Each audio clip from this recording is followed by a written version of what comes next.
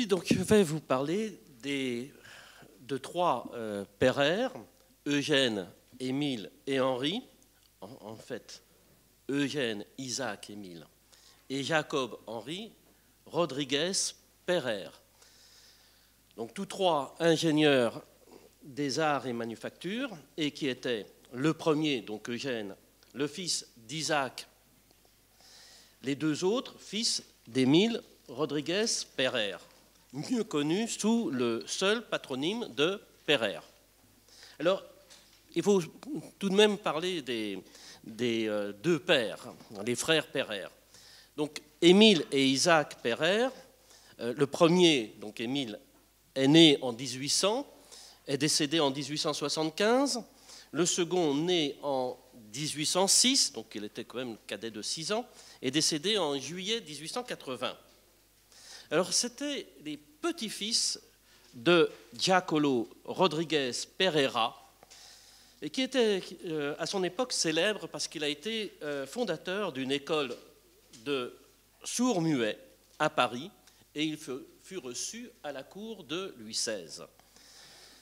Isaac et Émile Pereire étaient aussi les neveux d'Isaac Rodriguez Enriquez, qui fut un temps courtier à la banque Fould.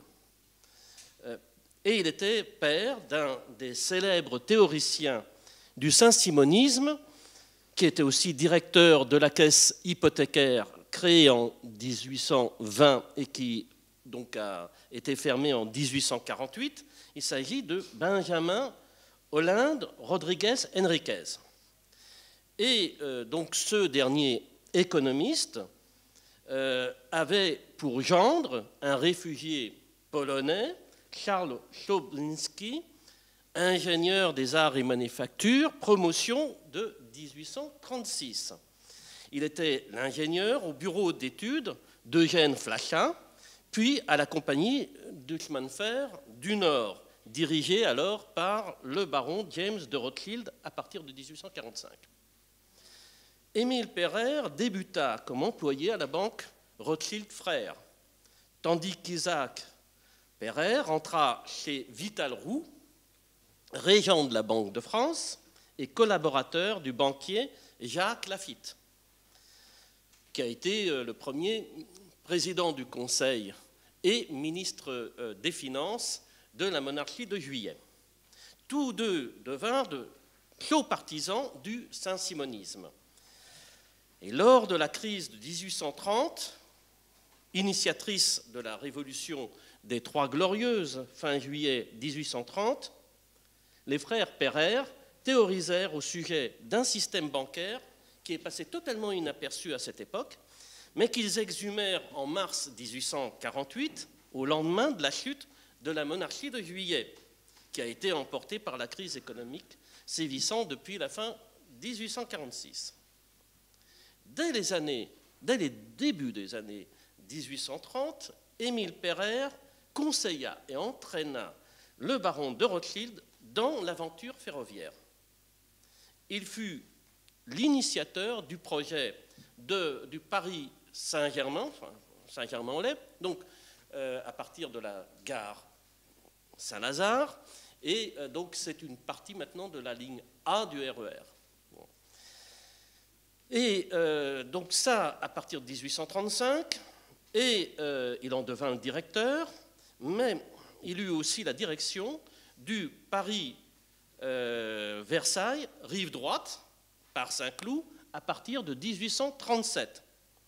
Ces deux compagnies partirent donc de la gare Saint-Lazare, et plus tard, ces deux compagnies vont constituer la compagnie des chemins de fer de l'Ouest.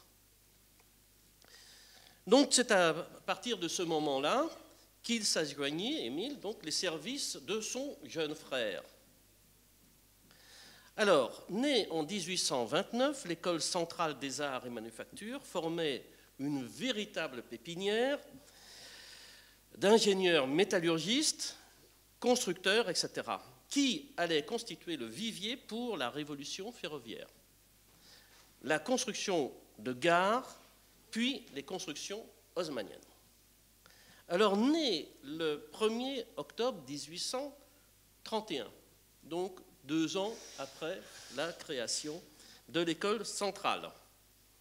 Eugène Pereire sortit diplômé de l'école centrale des arts et manufactures en 1852, soit 4 ans après la création du comptoir d'escompte de Paris, des comptoirs d'escompte des villes de province et des sous-comptoirs. Ces créations ont été inspirées par les frères Pereire. Donc, Eugène Pereire sort de l'école centrale 4 ans après la création de ces banques, mais il sort de l'école centrale lorsque l'on a créé 2 grandes institutions, 2 grands établissements bancaires, c'est-à-dire le Crédit foncier de Paris, qui est devenu après le Crédit foncier de France, et la Société Générale du Crédit Mobilier. Donc, il sort vraiment pile au moment où on crée ces établissements. Donc, à partir de ce moment, Eugène Pereire a servi les affaires de son oncle et de son père, ainsi que du crédit mobilier. Alors, dans toutes les affaires, que ce soit au niveau de mines, d'établissements de métallurgie, mais aussi de compagnies de chemin de fer. Et donc, il a ce jeune Eugène Pereire avait connu quand même une bonne partie de la monarchie de Juillet, née en 1831, mais il a connu à la fois la grande crise de 46-48, la révolution de 1848, les répressions à cette époque, l'élection du prince Louis-Napoléon et comme président de la République, et puis il a aussi vécu le coup d'État du 2 décembre, donc demain ce sera le 2 décembre, 2 décembre 1851. Alors, à l'école centrale, on ne peut pas dire que Eugène Pereire ait brillé, mais il était quand même un excellent mathématicien et aussi un excellent probabiliste. Donc, dès 1856, il publia plusieurs ouvrages jusqu'en 1873, notamment donc tableau sur les questions d'intérêt et de finances en 1856, tableau sur les questions d'intérêt et d'assurance en 1860, et vous allez voir pourquoi en 1860 il a écrit donc ce tableau sur les intérêts et les assurances. Donc, quand Eugène Pereire est sorti de l'école, il a participé à la création d'entreprises minières, mais aussi à la fusion de tous les transports en commun parisiens au sein de la Compagnie Générale des Omnibus de Paris, ancêtre, disons, de la RATP, de la Compagnie parisienne du gaz en 1855. Et ces 2 mentors, son oncle et son père, l'ont fait entrer dans la Compagnie des chemins de fer du Midi et du canal latéral à la Garonne, dite Compagnie du Midi, créée en septembre 1852, donc à la sortie de l'école d'Eugène. Alors, il est nommé directeur, tout de suite après la sortie de l'école, il est nommé secrétaire du comité de la direction de Bordeaux.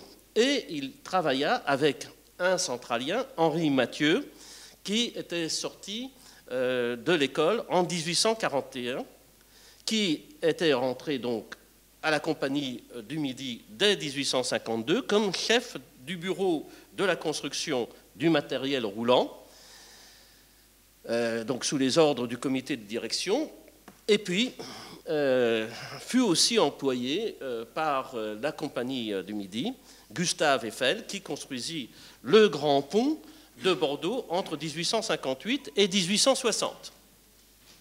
En 1856, Eugène Pereire participa à la création de la compagnie du chemin de fer de Cordoue à Séville, en Espagne, et figura encore au conseil d'administration de cette société en 1875. Il entra aussi à la même période, en 1856, au Crédit Mobilier Espagnol, et il démissionna de ses fonctions après la mort de son père en janvier 1882. Enfin, en mars 1863, il fut l'un des fondateurs de la Société Générale du Crédit Mobilier Italien.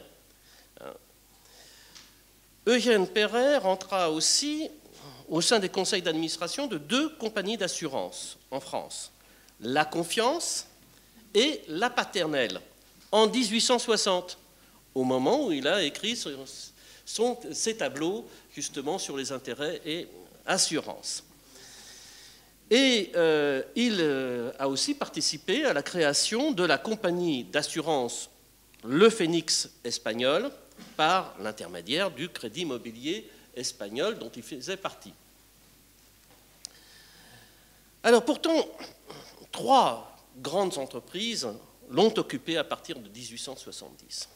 Et la première, c'était la Compagnie Générale Transatlantique, qui avait été créée par le décret du 25 août 1861 et qui succéda à la Compagnie Générale Maritime, qui avait été autorisée par le décret du 2 mai 1855. Et les frères Pereire ont créé, pour alimenter leur compagnie générale transatlantique, les chantiers navals à Penweth. Donc ça, en janvier 1862. Ces chantiers navals devaient, construire les paquebots qui devaient donc servir à la Compagnie Générale Transatlantique. Et cette compagnie, Générale Transatlantique, eh bien, elle a perduré. Donc le paquebot Le France vient donc aussi de ces chantiers, mais de cette société. Alors, Eugène Pereire entra au conseil d'administration en 1875. Il la transforma juste à la mort de son père en société anonyme libre en 1880. Il obtint à cette époque la concession des services postaux français aux Antilles et en Amérique du Sud. Vice-président de la société en 1876, donc il devint président de cette société en 1880 et il resta, disons, à la direction de cette société quasiment jusqu'à sa mort. L'année suivante, en 1881, pour justement alimenter cette compagnie générale transatlantique, il créa une banque qui existe encore toujours, même si elle a été absorbée par HSBC. Il s'agit donc de la Banque transatlantique. Et en 1884, Eugène Pereire, qui était à la tête de la Banque transatlantique, créa la Banque de Tunisie, donc filiale de la Banque transatlantique. Et donc cette Banque de Tunisie devait, entre autres, financer la construction disons, à la fois hôtelière, mais aussi portuaire, etc., etc. Au cours des années 1880 et 1900, sous la direction d'Eugène Pereire, qui était ingénieur, donc, la Compagnie Générale Transatlantique était à la pointe du progrès technologique. Et Entre autres, les chantiers navals de Penouette avaient construit en 1888 le paquebot Eugène Pereire, premier paquebot français en acier, doté de l'éclairage électrique et d'un grand confort.